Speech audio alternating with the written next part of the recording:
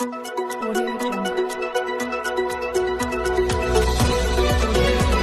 پہلے نظر ڈالتے ہیں اب تک کی بلٹ۔